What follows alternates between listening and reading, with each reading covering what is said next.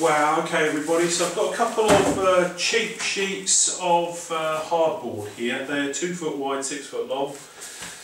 I've got some insulating material, so this is kind of foam blown polystyrene with a silver reflective coating. This is the sort of stuff you put behind your radiators to retain the heat. So I'm going to cover these 2 panels in this, then I'm going to cover it in some fabric.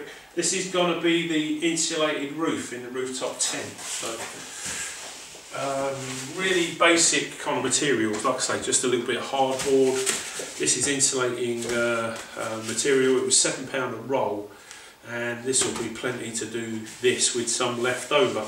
So just going to use a staple gun, put this together with 4mm staples, just like this.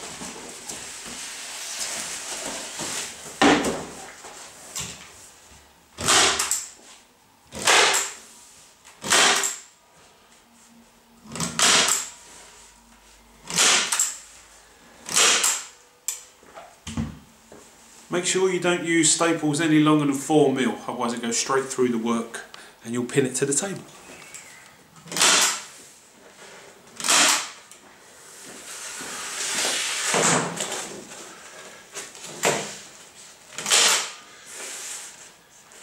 The insulating reflective material. Now I'm going to go over the top with some more of the black watch tartan, and this is going to be the internal roof of the rooftop tent.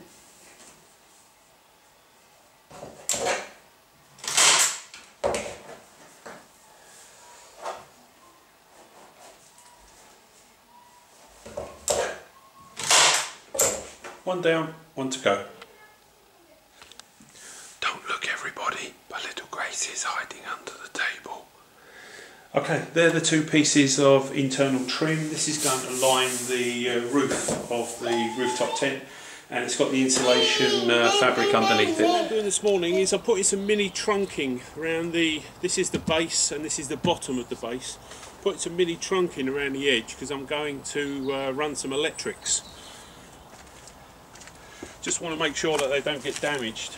But very simply, laid my hands on 6 of these. So these are 9 LED daylight running lights for your car, and what I'm going to do is put these around the edge of the base, and they are going to be a sort of an internal alarm, so if you hear anything in the night you can press a button, all the LEDs come on, or failing that there'll be work lights for when I'm cooking predominantly around the outside of the vehicle, or working around the outside of the vehicle at night. And this idea is pretty much down to Man of Many Things, who's a channel that I subscribe to, and the SG, and he did something very similar. This is a very cheap alternative. These were £3 sterling each. I bought 6 of them.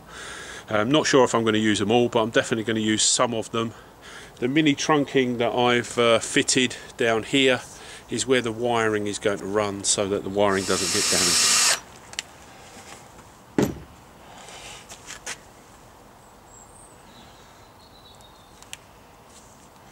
So these are my daytime LEDs that I've fitted. That's the back. Then I've put 2 on the side that the kind of kitchen work side's going to be. There's going to be 2 on the front, and I've got 1 on this side.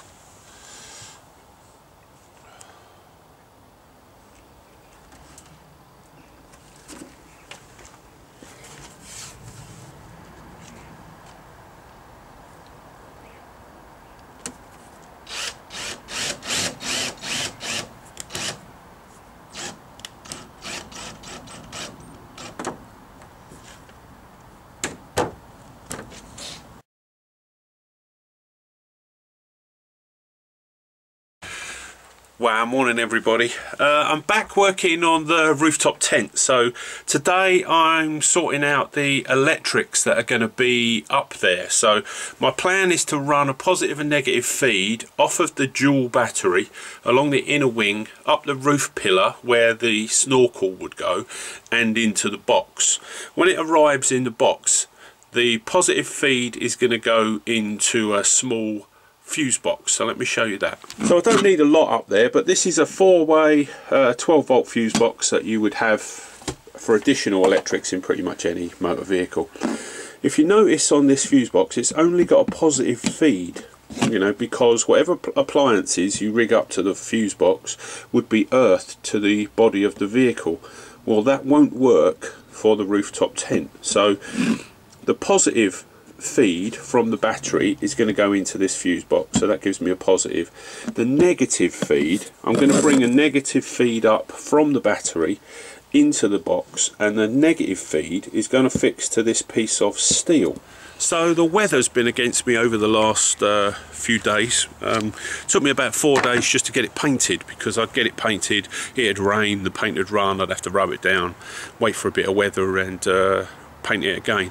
All of the LED lights are now fixed on it, and I've put the internal solar lights in. I've also fitted the trim for the roof, so that's finished. So they're little jobs that are done, but let me share that with you. So I just covered this up yesterday because it was drying. What I've done is I've fitted the solar panel that runs the internal lights. I've checked it all before I fitted it. A small hole just big enough to fit the head of the wire through, and then sealed it up with some mastic. I've used no more nails, exterior glue to stick that down. I'm also going to put a small piece of trim here, sort of 45 degree, it might even be a piece of wood, just to sort of protect it, give it a little bit of aerodynamic support, so perhaps the wind doesn't keep banging against it, to try and bring it off, but also to try and stop it getting knocked. So just at the front there is going to be a piece of trim. The LEDs are all fixed and they're working, so one on the back, one on this side. These two on the front you haven't seen, but another little job today is I'm going to move those hinges slightly. Going to have 3 hinges on the front, and then this is the side of the vehicle that the kitchen's going to be. So we're going to have 2 LEDs on this side, and the switch for the LEDs, if I can just show you that, is just there. So that's how we'll turn them all on and off. The electrics for the rooftop tent are going to go into an Anderson plug that's going to be under the bonnet of the car. So the live and negative feed off of the dual battery is going to go into an Anderson plug. I'll show you all of this, and then when the rooftop tent is fitted, the wiring will run down the passenger's roof pillar just behind where a snorkel would be. Under the bonnet it will plug in, and that will give you electrics in the rooftop tent. So that's the internal trim with the heat reflecting panels underneath. That wire there is for the internal 9 LED solar light, exactly the same as in the last rooftop tent.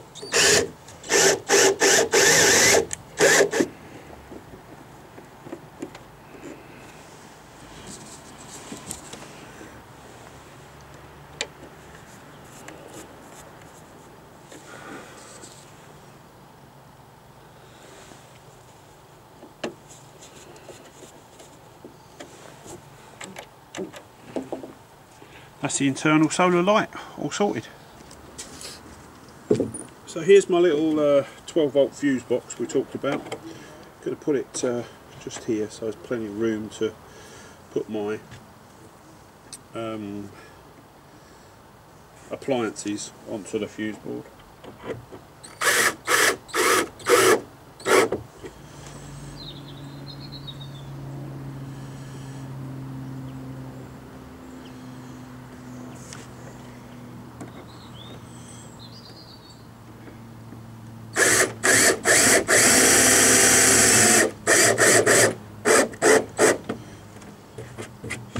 So as the electrics come in, the positive cable will go straight to the positive from the vehicle battery. The negative will go onto that screw, so that will become the negative. And then every time I want to have an electrical appliance, 12 volt electrical appliance up here, it will earth to this steel plate. That should give us a good earth. Obviously I'll give it a little bit of a rub with a little bit of wire wool so we get good connections, but that's the positive, that's the negative for every appliance that runs in the rooftop tent. So this is what I've decided to fit in the roof top tent. It's a 12 volt dashboard heater. As you can see, it blows hot and cold air. It's not the greatest thing in the world, in truth, but I kind of thought it was worth a punt. It wasn't a lot of money. It was about £8, $12.50, something like that. 12 volt, so that will go straight into my little fuse box. Going to wire that up. Okay, that's the first appliance fitted. So there's the fuse box. That's the live. That's the negative. And that's the 12 volt heater upside down.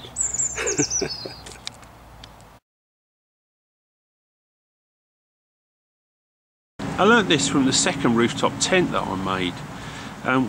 What happened was the water kind of ran down the front and then just dripped inside the tent. So I put this little bit of sort of makeshift guttering on the front, and it really does work. Okay, so what I've done is I've started to staple. This is going to be the door, and I've started to just staple this piece of fabric into place into this piece of just timber. Pull it down, I'll show you.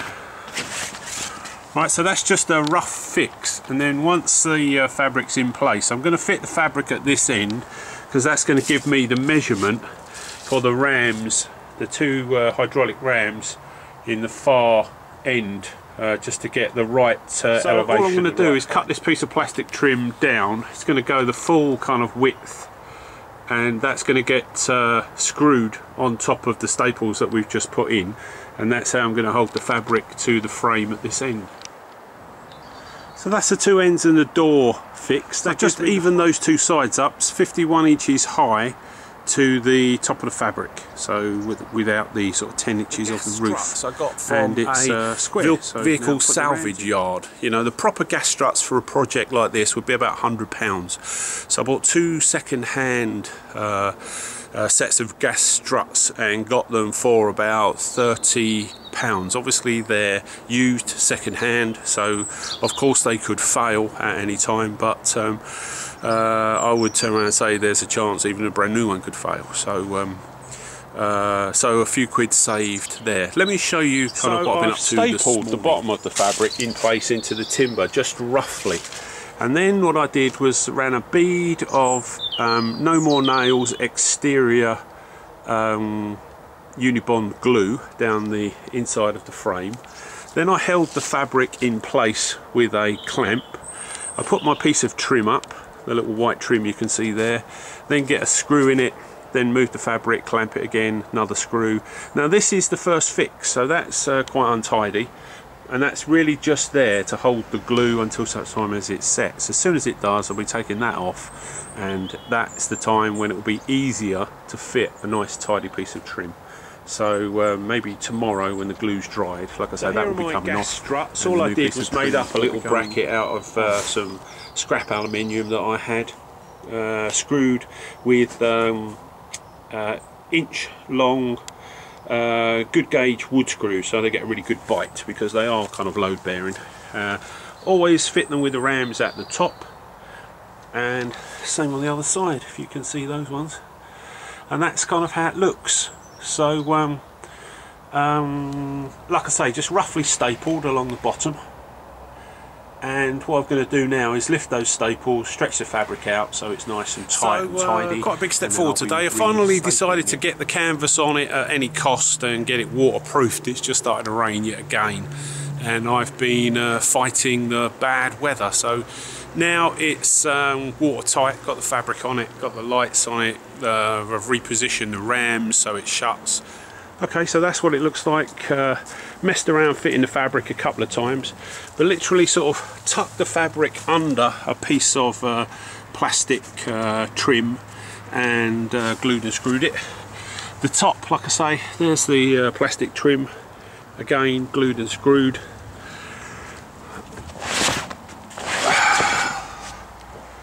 There's the top.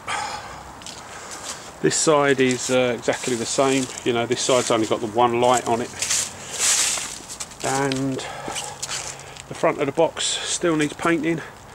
I had to replace this piece of timber. The last one split on me because the rams were in slightly the wrong place, and that was a real palaver. I had to strip the whole project down to replace that piece of timber. Replaced it with a piece of 2 pieces laminated of 18mm ply, so it's 36mm thick now, glued and screwed, and I think plywood is the way to go. The last piece pretty much split right down the middle of the piece of timber, so you can imagine normal piece of timber, you know, plywood is crossed and laminated, so the grains are crossed and it's laminated with glue, and there are about a dozen sheets, and a minimum of a dozen sheets in it, so it's pretty strong. So I'm hoping that that's the get out of jail card for that one. But big step forward today. 24 hours, if I get some good weather, I can do the internals now, get another coat of paint on it, some latches so that I can close it all up, and that's about it. It will be ready to take out and weather test. So really looking forward to the next phase.